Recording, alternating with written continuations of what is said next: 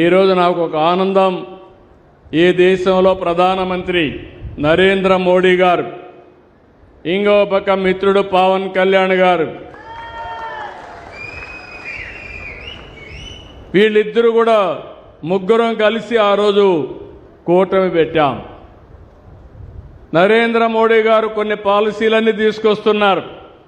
ఆయన ఏ పాలసీ తీసుకొచ్చినా దాన్ని హైజాక్ చేసి మొదట ఆంధ్రప్రదేశ్లో అమలు చేసే బాధ్యత నేను తీసుకుంటున్నాను. పాలసీ కేంద్రాన్ని, కేంద్రం ఎక్కడ చేయాలంటే ఎక్కడెక్కడ అమలు చేయాలి. వాళ్ళకి రాష్ట్రాలు ఉండవు, కేంద్రానికి రాష్ట్రాలు అమలు చేయాలి. కాబట్టి దానికి ముందు వరుసలో నేనుండి దాన్ని అమలు చేసే బాధ్యత నేను తీసుకున్నాను. ఇంకో పక్క పవన్ కళ్యాణ్ గారు నేను చేసే పనులన్నిటి కూడా సహకరిస్తూ ఇంకా బాగా చేయండి సార్ అని చెప్పి నాకు సహకరించే పరిస్థితికి వచ్చాడు. ఇటీవల కాలంలో లోకేష్ వచ్చాడు. ఆయన కూడా బాగా చదువుకొని వచ్చాడు.